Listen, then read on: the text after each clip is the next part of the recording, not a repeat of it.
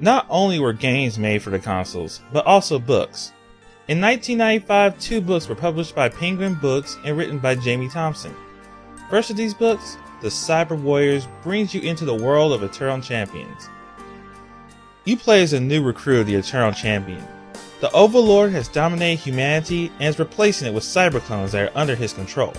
The Eternal Champion has set the original 9 champions back to their own time to thwart the Overlord's plan by correcting history.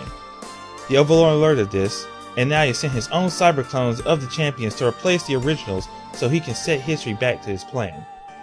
You must recover 3 time beacons from these clones to help you learn the location of the Overlord and finally put a stop to his plan. The art in this book is overall very passable. The drawings of the scenery are really nice and only with a few minor proportion problems. On the other hand, the pictures of the humanoid characters are not up to this level.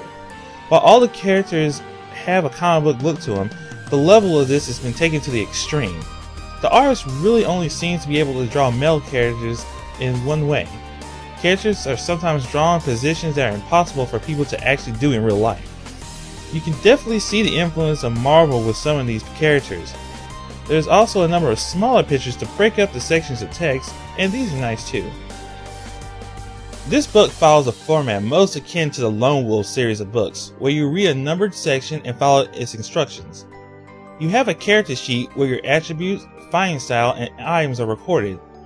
Unlike the Lone Wolf series, combat is done with a combination of page turning and die rolling. You choose one of the options given to you. If you have the proper fighting style, you gain a bonus to this roll. Combat usually ends up being a case of using the same 2 options over and over again. Making a single mistake is rarely fatal, but is very damaging. While the mechanics of this game are slightly against you, it's still worth a couple of playthroughs just to see what the author has done with a little artistic licensing. Next and last, the book Citadel of Chaos. The story continues, and your new objective is to finally put a stop to the Overlord once and for all.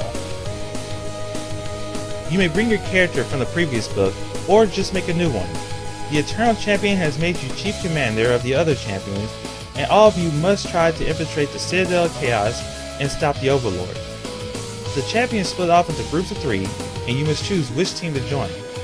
Instead of cyberclones from the first book, the Overlord's bodyguards, the Lords of Death, are now your main opposition. The art remains the same, and still is overall passable.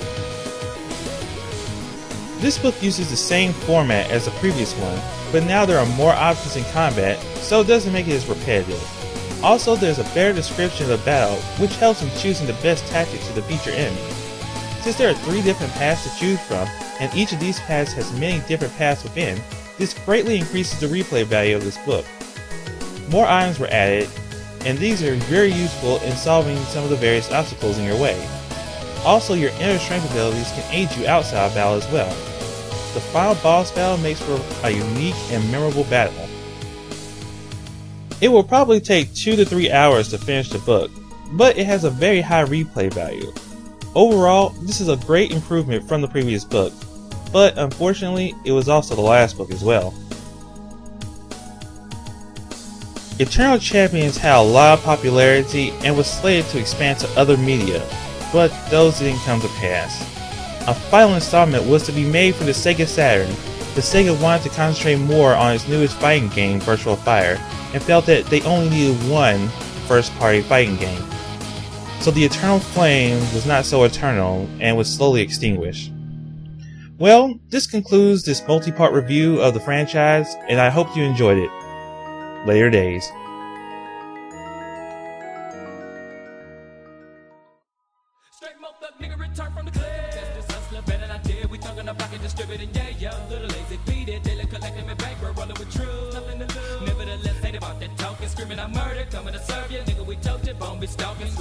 Number 1 assassin, pick up the pump and they causing a tuggage eruption. Let loose with a buckshot blasting, bone up out of the cut and be bucking. Eternally here to stay in the khaki suits and a high-tech boots. Hoops, I'm coming with troops, fools be ready to shoot, collecting my loot, blazing the burn of my grind. That's insane. I